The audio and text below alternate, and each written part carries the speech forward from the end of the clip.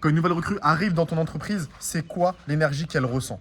Par exemple, je suis à Flic en Flac à l'île Maurice. Quand je suis arrivé dans cette ville, j'ai ressenti une émotion. J'ai ressenti une sorte de vibe, un mood.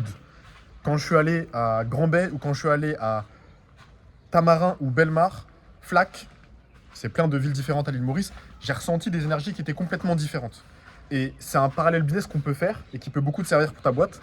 Parce que une nouvelle recrue qui arrive et qui sent une mauvaise énergie ou qui sent pas une top énergie, elle va être en biais de confirmation pendant des mois, des semaines. Et même si tu as la meilleure rampe de lancement possible, malheureusement, ça peut gâcher ta relation avec cette personne. Donc un exercice qui peut beaucoup te servir, c'est de te mettre à la place des nouvelles recrues que tu viens de recruter depuis 2 ou 3 mois.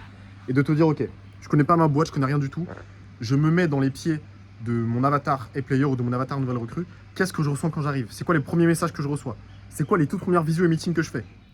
C'est quoi les SOP que je vois? C'est quoi les SOP par lesquels je passe? Est-ce que ça a l'air pro? Est-ce que ça a l'air efficient? C'est quoi les valeurs de la boîte qu'on m'a définies? Et si on n'a pas défini, pourquoi? Comment se comportent les autres personnes qui sont là depuis des années dans la boîte? Vraiment, faire ce parcours recrue, on a l'habitude de parler du parcours client, fais vraiment l'exercice de te mettre dans le parcours recrue, faire cet exercice de pensée que très peu de dirigeants font,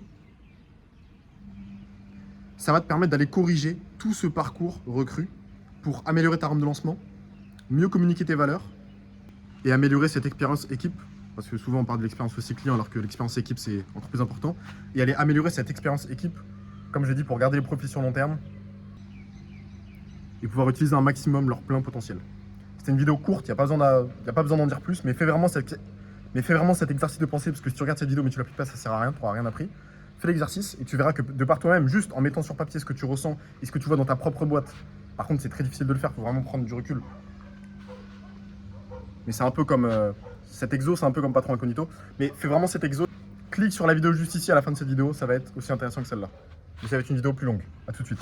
Et, appel à l'action, tu as mon numéro de téléphone en premier commentaire épinglé sous cette vidéo. Donc si tu veux m'envoyer un message pour scaler ou parler de ta boîte, ou parler de tes équipes, etc., envoie-moi un message, ça n'engage en rien. Ciao.